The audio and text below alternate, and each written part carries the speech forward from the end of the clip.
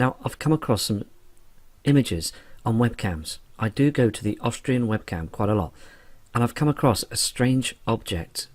As the sun goes down, you see the plasma, and behind the sun this shape appears, this red celestial shape.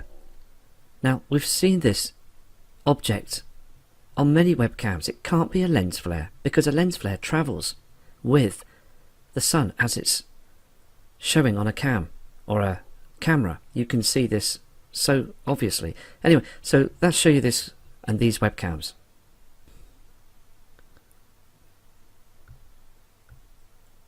Okay, now this is the webcam, and what you're seeing is the plasma from the sun as it goes down at 5:06.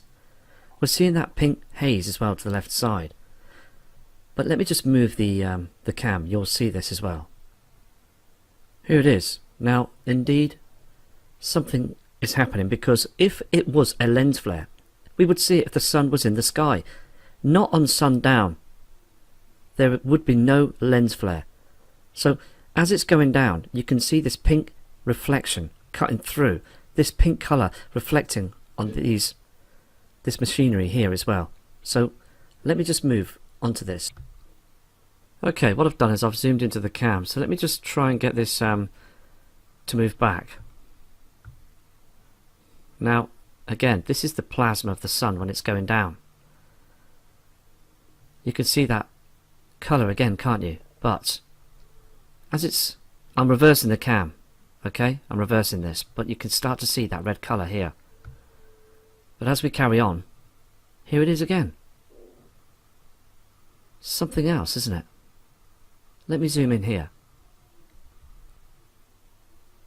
Okay, I've zoomed in, and it just is clearly something that's visible, that's out there. But what really is strange is the light reflection is this way. Okay, something else reflecting through. It can't be the moon. And also there's another reflection that's cutting through as well. Look at this pink reflection that's coming across. I believe that NASA can see this. They can see it clearly, and they don't want us to see this. It's being covered up. There's too much of a pink colour in our skies all across Earth. There's far too many people that are saying through emails that they're seeing this pink colour. So again, I mean, look on the webcams. It is really important to keep monitoring what's going on. This is the same webcam, okay? Now I've moved it down to 9:45.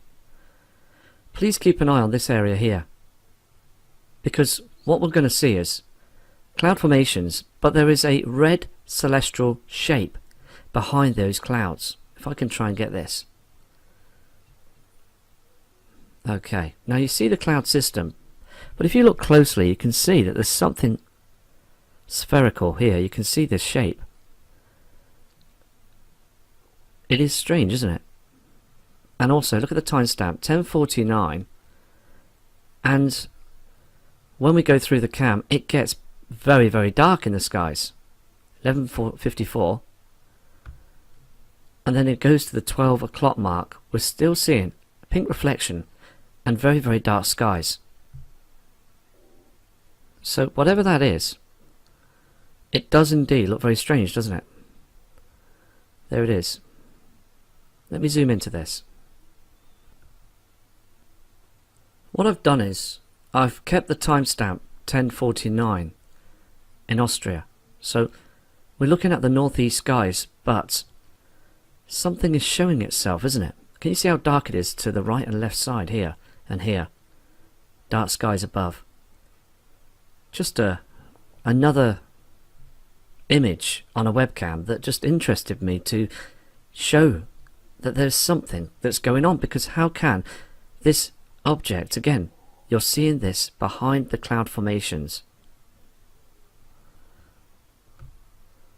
Okay, now we're on this different webcam as well that's in Austria. I want to show you this. It's quite interesting too, because when the this white object rises in the skies as Earth is rotating, you will see to the right hand side two other objects show themselves. Now again, you can see the timestamp there, can't you? 8:34 AM. But when the sun is moving across the sky, these other objects fade to the distance. Now, again, these heavenly bodies are on an elliptical orbit. Now, again, we've just got to think out the box. Could be anything else, but looking at this just really interested me because, again, it can't be anything else, because if it was a flare, it would follow with the area that we would see of the sun. So let's have a look at this. See if I can move this now.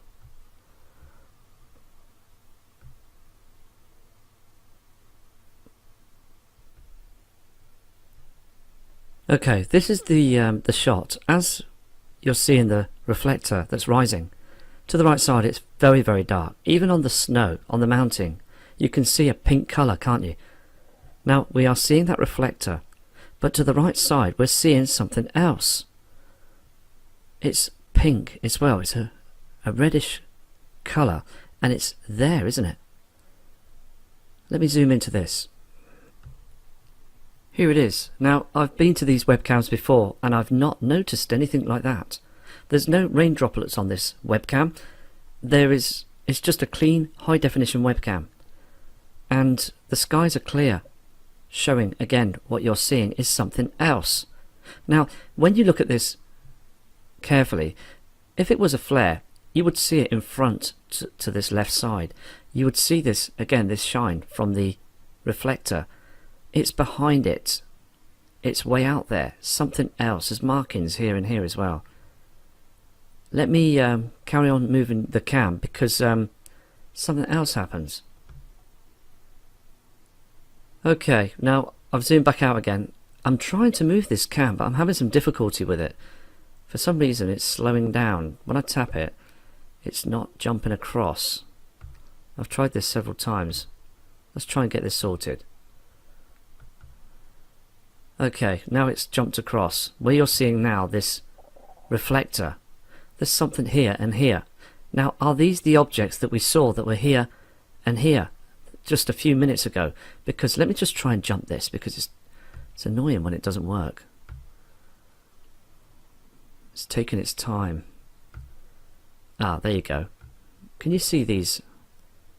Now, again, I've not seen these before. And then when you try and jump, I hope it does work, I really do. Just try and get this to jump back again. It's taking its time. I apologise about this, I really do. Here we go. There it is again. But the skies here are dark as well. This is at 15:07. Now, I've spoke about the 3 o'clock time as well, where the skies become dark too. So let me just zoom into these here. Now, the thing that really gets me going on this situation is that we're seeing some cloud formations just here. That's in front. It's in front of these shapes. I mean, look at the shape of these objects. Now again, indeed, a lens flare would not do this. It would move and follow that we see of the sun. It wouldn't just go behind it and disappear on the horizon. Now, again, I've looked at other images and photos and footage and seen this red-pink haze that shows itself on the horizon and goes down to the northeast skies. But again, we just got to think out the box. It could be the moon, it could be Jupiter, it could be anything. So let me just try and get this back again. Here it is here. Let me just zoom back out.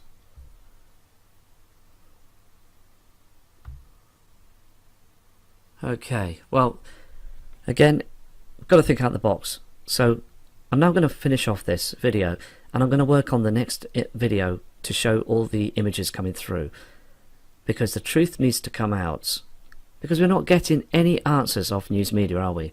No answers at all. So take care, and I'll be back very, very shortly from Matt Rogers.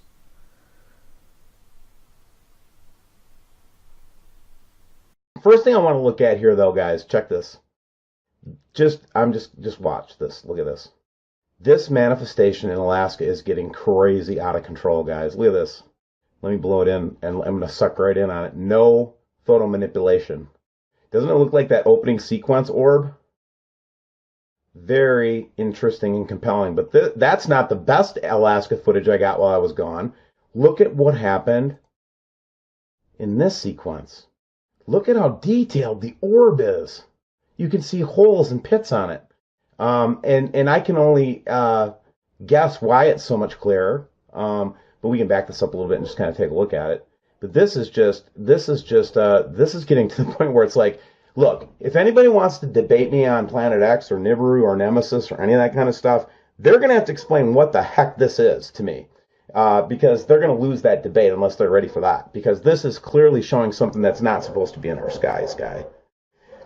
Next thing I'm showing you, though, this is from May 16th. This is out of Craig Southwest. But what's really interesting how this changes colors. But when I looked at this through some filters, there's another planet in the background or something, some large orb and another third orb. But look at the detail that we're seeing this planet or whatever it is. It's amazing, you know?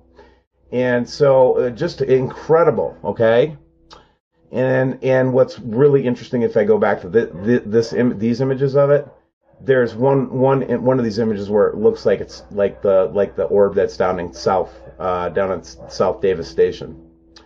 Then one of my good subscribers, hey Matt, really got something going here with this one, because as we see this orb, as you know, we speculate that there is when we see images like this, because sometimes we do see this as a kind of a flaring effect.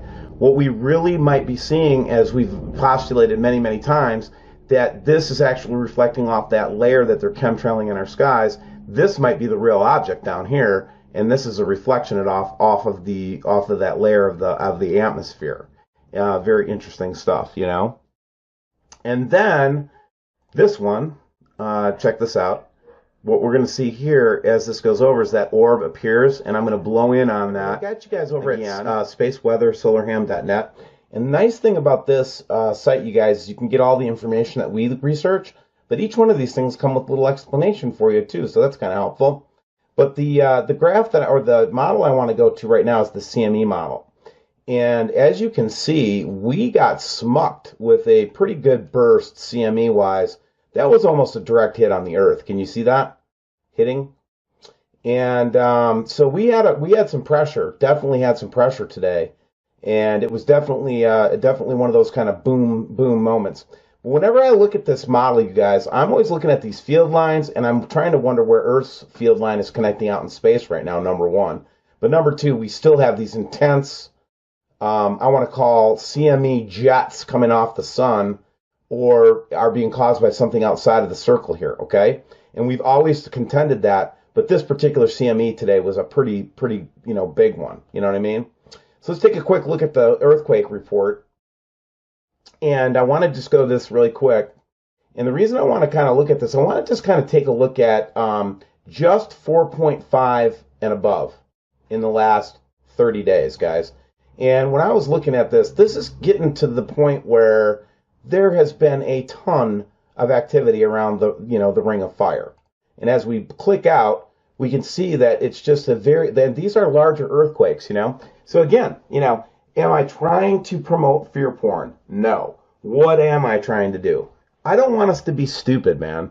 I don't want us to end up with the Feminati, okay? I want people to be able to keep their head together when they see this thing in the sky. Now I'm pretty convinced it's coming.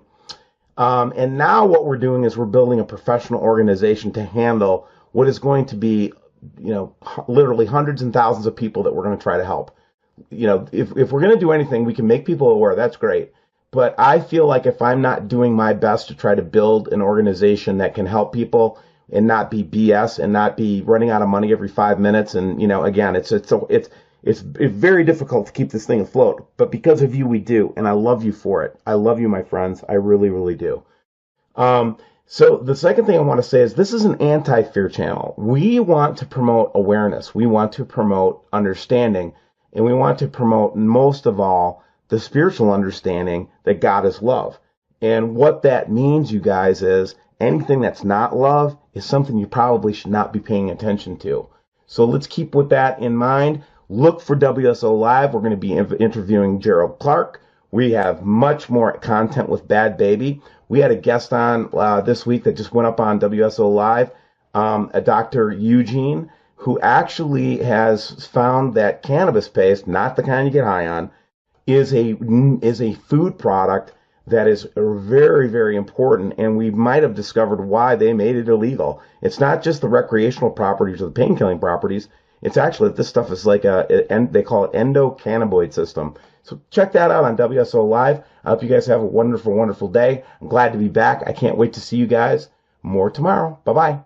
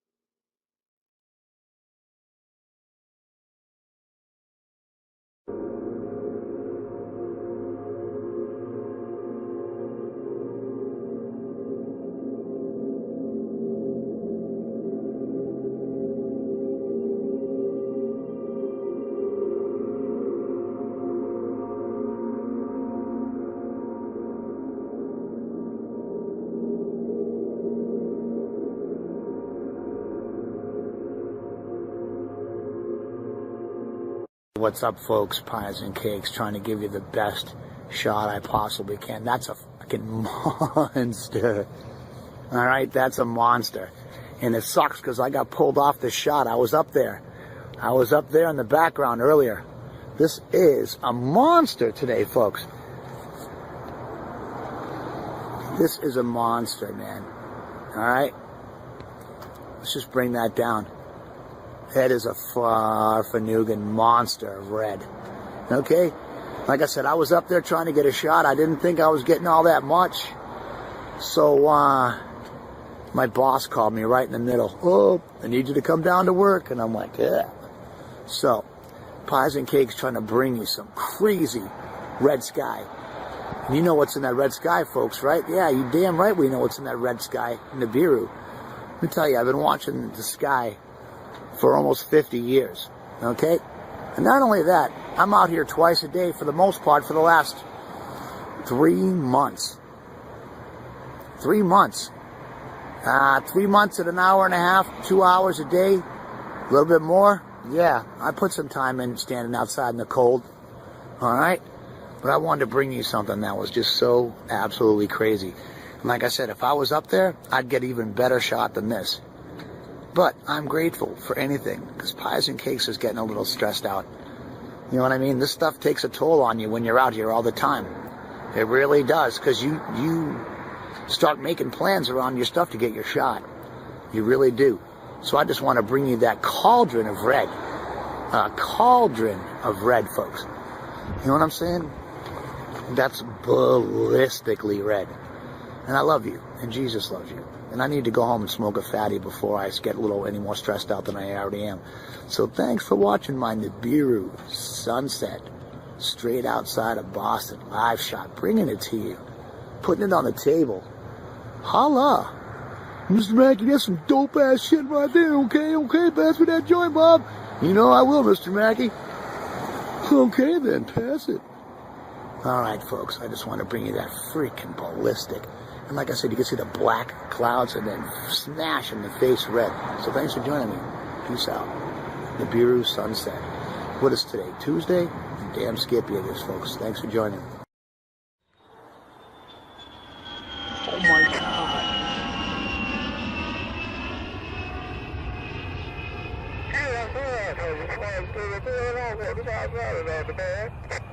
Sitting west. Yeah, it's right there.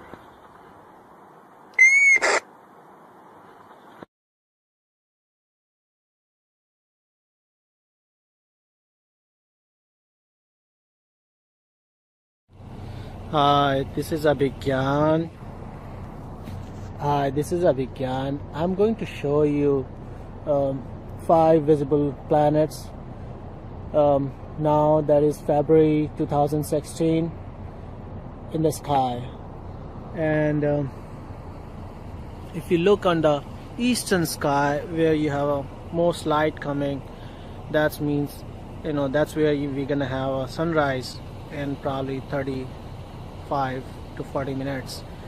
So as you can see, a little bit sunlight is coming from this eastern sky, and rest of the zenith is a little dark. So that's how you identify the eastern sky. And right on eastern sky, the only visible and very brightest star is Venus. That's the Venus. And you see little left and below, that's Mercury. That's Mercury, and that's Venus.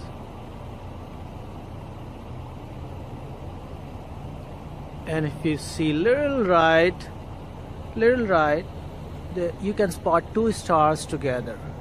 There will be 2 stars together. You cannot miss it. 2 stars together. So one on the top is Saturn, and one below, that's Antares. And sometimes they call Jyeshtha Nakshatra in Hindu calendar. And then you'll go a little right on it, from here, little right, on little above, there's one very little orange star. That's Mars. It's gonna be little yellow and less shiny than Saturn. And then you go further right, in about the same circle, you cannot miss, that's Jupiter. That's the Jupiter star. You cannot miss it. It's second most bright star in the sky after Venus. So here we have 5 planets. That's about 6:30 a.m. on February 8th today in Jacksonville, Florida. So this is one, which is Jupiter, and here that's Mars. Then we have 2 here, and then this is our Venus. Thanks for watching.